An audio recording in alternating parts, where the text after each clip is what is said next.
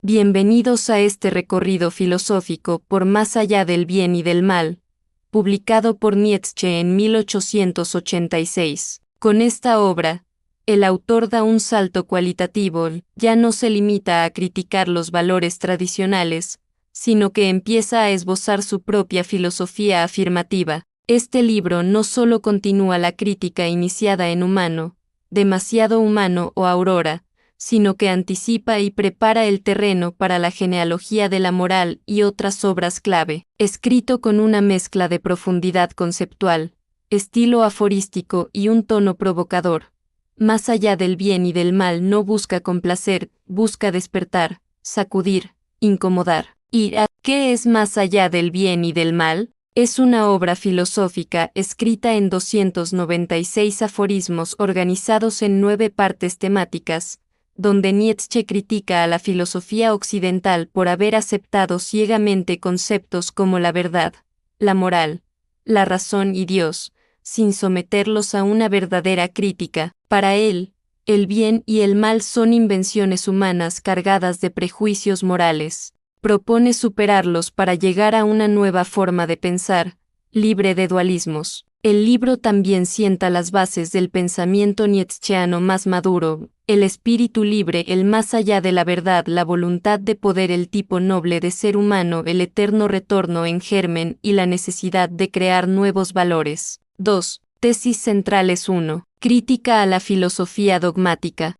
Nietzsche sostiene que la filosofía tradicional desde Platón ha sido dogmática, es decir, ha impuesto sus ideas como verdades absolutas sin examinar sus raíces. Ejemplo, la idea de que la verdad es objetiva e inmutable, cuando en realidad, dice Nietzsche, toda verdad es una interpretación influida por la voluntad de poder. 2. La moral como construcción histórica. Lo que consideramos bueno o malo no es universal, sino producto de condiciones sociales e históricas. Ejemplo, la moral cristiana ensalza la humildad, la obediencia y el sacrificio porque surgió de una clase oprimida que convirtió sus debilidades en virtudes. Nietzsche lo llama moral de esclavos frente a la moral de señores, que celebra la fuerza, la afirmación, la creatividad.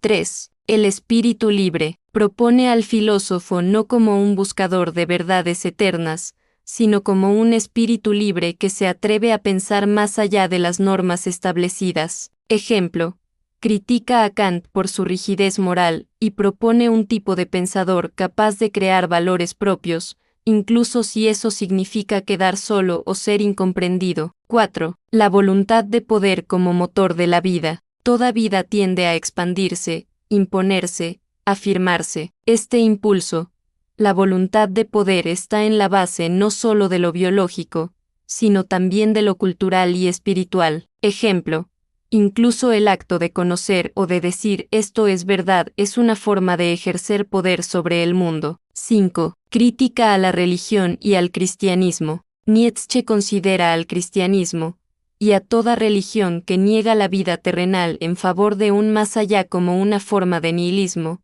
es decir, una doctrina que niega los valores vitales, creativos y afirmativos del ser humano. Para él, el cristianismo fue creado por los débiles y oprimidos como un mecanismo de venganza moral. Al no poder imponerse por la fuerza, invirtieron los valores, convirtieron su debilidad en bondad y la fuerza de los poderosos en maldad. ¿Cómo funciona esto? La fuerza, la vitalidad, la inteligencia, la pasión y el deseo eran propios de los aristócratas o los dominantes, la moral de señores. Pero los esclavos y oprimidos, sin acceso al poder, revirtieron estos valores, dijeron que ser débil, pobre, obediente, casto y sufriente era lo bueno. Así nació la moral de esclavos, una moral resentida que no afirma la vida, sino que la reprime. Ejemplo, en lugar de admirar a alguien fuerte y audaz, el cristianismo enseña a admirar al mártir,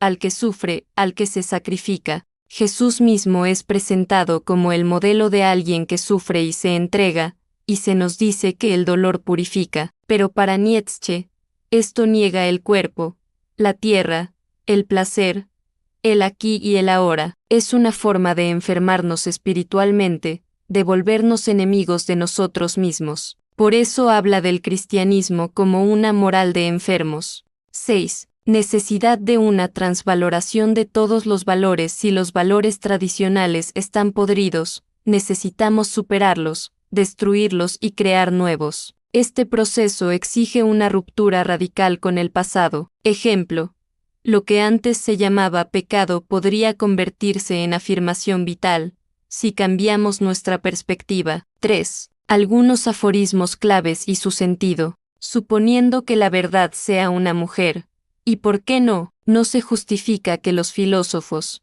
cuando la cortejan, sean tan torpes y poco galantes. Nietzsche critica la torpeza dogmática de la filosofía, que trata la verdad como algo que se impone, en lugar de seducirla con inteligencia. Toda moral es una tiranía contra la naturaleza. Ataca la idea de que hay una moral natural. Toda moral reprime algo del cuerpo, del deseo, del instinto. Lo que más necesita el hombre moderno es valor, el valor para lo nuevo. O la filosofía nietzscheana es, sobre todo, un llamado a la valentía intelectual y existencial. 4. Conclusión y próximo libro. Más allá del bien y del mal, es una obra esencial para comprender la revolución filosófica de Nietzsche. Nos obliga a pensar sin miedo, a desconfiar de lo establecido, a cuestionar la moral, la verdad y la religión. Es un texto para ser leído con coraje y con disposición a ser transformado. En el siguiente video abordaremos la genealogía de la moral 1887,